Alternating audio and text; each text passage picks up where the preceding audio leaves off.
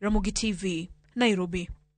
Rokamano komedo kete Ramogi TV. Julius Onyango Guta kani mar Kabondo iwacho ni nitiere Kapkatet news ler mokalo e kaunti ma Kericho, kendo imoso mama Esther kod mama Bill ka gintiere Nyasore School Kabondo.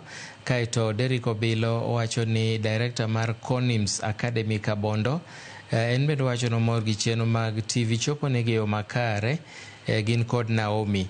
Machielo bende wacho ni Chris Kawuoko Odowa wacho ni Ramogi ler sana baba sawa.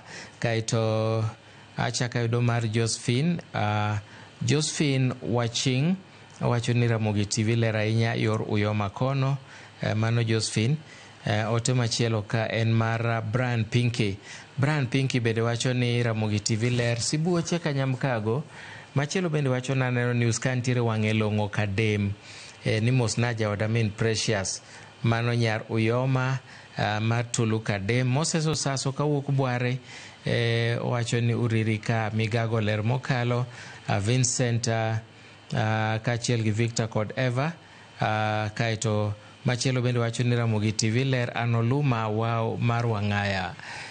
Kawadhi nyime nyako Ramogi gi weche manyien gi sani en ni yedhe moko puodhi manego kute manengo margi dirom siling milion 3 koro maki kod board marango yedhe makamano pachoka.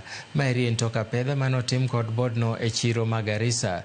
Ka giloso toka pedha no manotim kuom ndalo 2, jata chenro kata tije bad board makamano Laktar Lawrence Kalawa nochiwo siem mager ne johala makelo yedhe go e pachoka kokadhe tong' mar piny Kenya. Ojiwo johala mondo mi otim ohala margi e yo makare maonge mibadhi.